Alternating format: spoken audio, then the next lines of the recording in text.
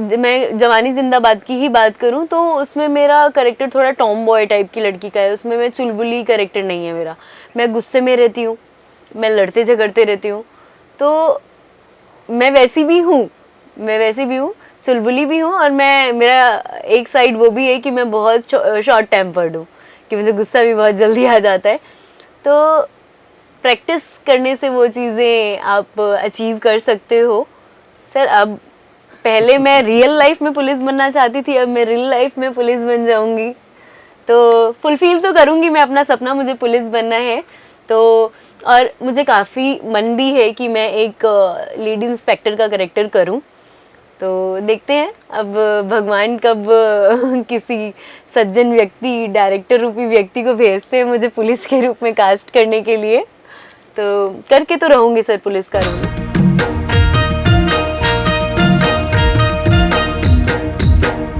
मित्रों नमस्कार, मैं हूं चंपेश्वर गोस्वामी और आज हम चैनल में बात करेंगे सुप्रसिद्ध छालीवुड की अभिनेत्री ज्योत्सना ताम्रकार से। ज्योत्सना जी, आपका हमारे इस कार्यक्रम में स्वागत है।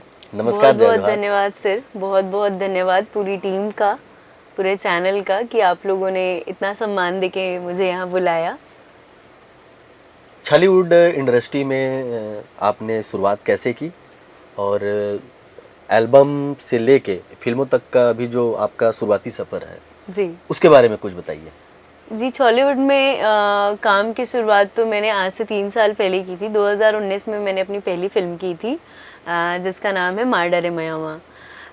पर बोलते हैं ना कि आपको बड़े स्टेप लेने से पहले छोटे स्टेप्स के साथ जाना पड़ता है। तो माँ डरे मयावा में मैंने अनुज शर्मा जी की सिस्टर का कैरेक्टर प्ले किया था और उसके साथ साथ एज असिस्टेंट काम किया था उसमें, और आर्ट डायरेक्टर थी मैं उस फिल्म में।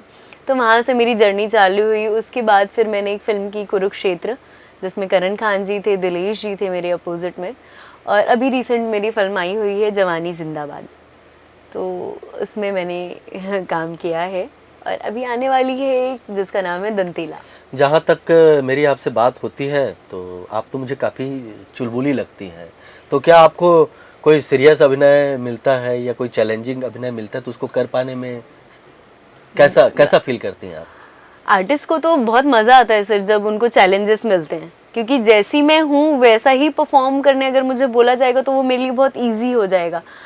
लेकिन हाँ, जब आपको कुछ नया कैरेक्टर मिलता है जिस पे आपको मेहनत करनी पड़े, तो वो इंसान जितना कनेक्ट हो पाता है उस कैरेक्टर से ना, वो ऐसे नहीं हो पाता। तो बहुत मज़ा आता है नए चैलेंजेस में। जैसे मैं जवानी जिंदाबाद की ही बात करूं तो उसमें मेरा करेक्टर थोड़ा टॉम बॉय टाइप की लड़की का है। उसमें मैं चुलबुली करेक्टर नहीं है मेरा। मैं गुस्से में रहती हूँ, मैं लड़ते झगड़ते रहती हूँ, तो मैं वैसी भी हूँ, चुलबुली भी हूँ। और मैं, मेरा एक साइड वो भी है कि मैं बहुत शॉर्ट टेम्पर्ड हूँ, कि मुझे गुस्सा भी बहुत जल्दी आ जाता है। तो प्रैक्टिस करने से वो चीज़ें आप अचीव कर सकते हो। तो कैरेक्टर खेलने में तो मज़ा आता है। लेकिन सबसे बड़ी बात यह है कि आप रियल लाइफ में पुलिस बनना चाहती थी, अब पुलिस कैसे बनेंगी? सर, अब पहले मैं रियल लाइफ में पुलिस बनना चाहती थी, अब मैं रियल लाइफ में पुलिस बन जाऊंगी, तो फुलफिल तो करूंगी मैं अपना सपना, मुझे पुलिस बनना है।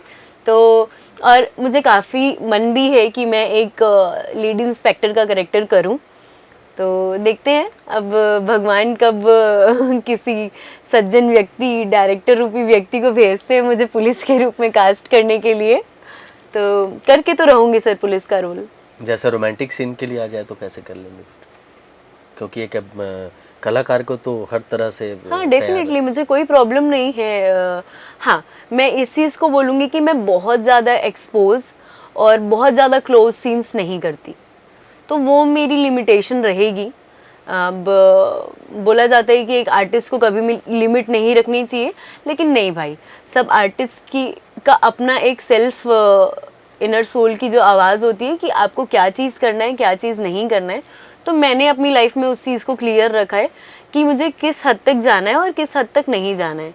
तो मेरा कभी भी ऐसा नहीं रहा कि मैं रोमांटिक सीन्स नहीं करूँगी या मैं शॉर्ट ड्रेसेस नहीं पहनूंगी या मेरी कुछ लिमिटेशन हो। नहीं, डायरेक्टर की जो, एक एक्टर को हमेशा डायरेक्टर का एक्टर होना चाहिए। तो मैं उस चीज़ पे बिलीव करती हूँ कि मेरे डायरेक्टर जो भी उनकी मुझसे रहेगा कि इस करेक्टर में ये रिक्वायर्ड है, तो डेफिनेटली मैं उसे अचीव करूँगी, मैं उस पर काम करूँगी। और कुछ जो लिमिटेशन है वो तो डेफिनेटली, क्योंकि ये सिर्फ हमारे ही उसकी बात नहीं होती है सर।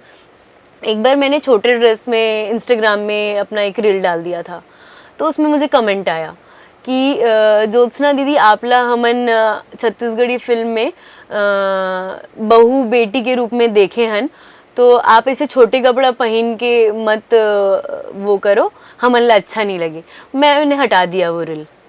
तो ये अब जब आप किसी सोशलाइज उस पे रहते हैं, काम पे रहते हैं ना, एंटरटेनमेंट सेक्टर जैसे बहुत बड़ा एक प्लेटफॉर्म है, तो वहाँ पर सिर्फ आप अपने लिए नहीं सोच सकते, आपको जो आपसे प्यार करती है ऑडियंस, उसके बारे में भी सोचना पड़ेगा कि वो क्या चाहती है देखना।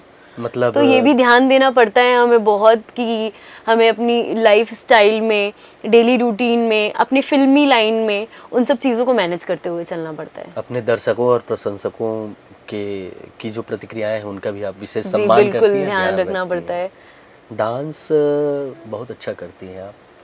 और इस तरह से कैसे कैसे गाने, आप देखो इतने सारे गाने आपने किए हैं, लेकिन चूंकि आपको डांस बहुत अच्छा आता है, जी तो क्या अभी लग रहा है कि आपके भीतर जो प्रतिभा है उसका पूरी तरह से डांस वाली प्रतिभा, जी उसका उपयोग हो पाया है? अभी फिलहाल तक के तो नहीं हो पाया है सच बताऊं तो कि मैं 3 सालों से छत्तीसगढ़ी फिल्म इंडस्ट्री में 3 सालों से 4 सालों से काम कर रही हूँ। बहुत ज़्यादा डांस वाला ऐसा कुछ नहीं, मैंने म्यूज़िक एल्बम किए हैं डांस वाले, लेकिन फिल्म में अभी उसका बहुत ज़्यादा यूज़ नहीं हुआ है। और जर्नी तो मैंने डांस से स्टार्ट की थी। तो किस टाइप से गाने चाह रही हैं आप? एक प्यास होती है कलाकार के भीतर कि मुझे, मैं इस टाइप से भी गाने कर सकती हूँ, इस टाइप से भी, इस टाइप से। वैसे तो मैंने हर जॉनर के गाने किए हुए हैं, चाहे वो सैड सॉन्ग हो, चाहे वो रोमांटिक सॉन्ग हो, चाहे वो डांसिंग नंबर हो, तो किए हुए हैं। वर्सेटैलिटी पे गाने किए हुए हैं अलग अलग जॉनर के। लेकिन हाँ, डेफिनेटली मैं चाहूँगी कि मैं डांस फील्ड से ही उठ के यहाँ पर आई हुई हूँ, तो मैं बिल्कुल चाहूँगी कि एक बहुत अच्छा या तो वो फिल्म में हो या तो वो इंडिविजुअल हो, म्यूज़िक एल्बम के वे पे हो, मैं एक अच्छा डांसिंग नंबर करना चाहूँगी। आइटम सॉन्ग नहीं, डांसिंग नंबर। क्यों आइटम सॉन्ग में क्या समस्या है? वो भी तो गाना ही है। हाँ, लेकिन मैं अभी उस चीज़ के लिए प्रिपेयर नहीं हूँ कि मैं आइटम सॉन्ग करूँ। तो मेरे दिमाग में कभी आया नहीं कि उड़ीसा से एक बार ऑफ़र आया था और यहाँ छत्तीसगढ़ की भी 2-3 फिल्मों में मुझे बोला गया कि तुम डांस बहुत अच्छा करती हो, तो आइटम सॉन्ग, पर मैं नहीं चाहती करना। तो इसीलिए, और अभी फ़िलहाल तो नहीं करना चाहती।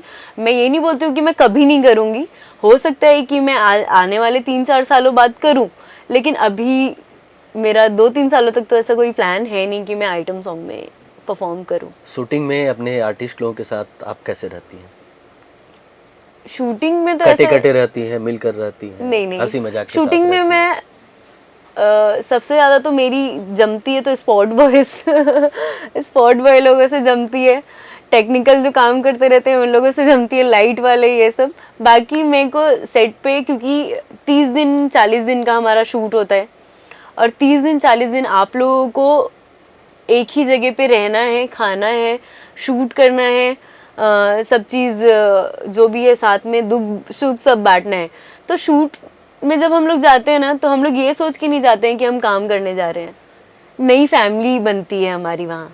तो फैमिली में आप कटे कटे तो नहीं रह सकते। तो मैं बहुत हंसते खेलते एंजॉय करते रहती हूँ शूट पे, क्योंकि खुद भी खुश रहो, दूसरों को भी खुश रहने दो।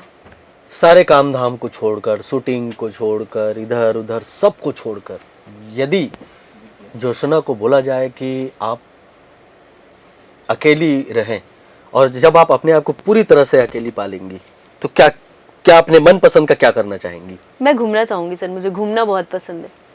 तो अगर मुझे बोला जाए कि तू सब चीज़ छोड़ छाड़, तेरे को क्या करना है बता, और ये ले पैसे रख, तो मैं सिर्फ घूमूंगी। मुझे घूमना बहुत पसंद है, तो मैं ट्रैवल एक्सप्लोर करना चाहूँगी, मैं दुनिया घूमना चाहूँगी। चलिए, आप अपने कला में ज़रूरत से ज़्यादा आप नाम कमाइए, पैसा कमाइए, और जहाँ जहाँ घूमना चाहिए घूमिए, और घूमते घूमते आप हमारे चैनल पे आई और इतनी अच्छी तरह से हम लोगों के साथ में बातचीत की, और हम चाहेंगे कि आगे भी आपका प्रोजेक्ट आता रहे और आप हम बिल्कुल सबके सर, साथ मैं भी रूबरू होती चाहूंगी रहें। कि आप लोगों का आशीर्वाद सदा बने रहे क्योंकि आप लोगों के आशीर्वाद, आप लोगों के प्यार के बिना, आप लोगों के ऑडियंस जो इस वीडियो को देख रही होगी, देखेगी, उनसे, उनके सपोर्ट के बिना हम कुछ भी नहीं हैं। आप लोग हमें बना भी सकते हैं, आप लोग हमें बिगाड़ भी सकते हैं। तो इस चीज़ पे कभी घमंड नहीं किया मैंने, क्योंकि पता है जो सामने जो बना सकता है वो बिगाड़ भी सकता है। तो बस आप लोगों का सपोर्ट ऐसे ही बना रहे, और कभी भी कुछ भी गलती हुई होगी तो माफ़ कीजिएगा, अपनी छोटी बच्ची बहन समझ के माफ़ कीजिएगा, और ऐसे ही अपना आशीर्वाद बनाए रखिएगा। आपको बहुत बहुत धन्यवाद। बहुत बहुत धन्यवाद सर। और मित्रों, इसी के साथ मैं लेना चाहूँगा आप लोगों से विदा। फिर मिलेंगे नए कार्यक्रम में, तब तक के लिए नमस्कार।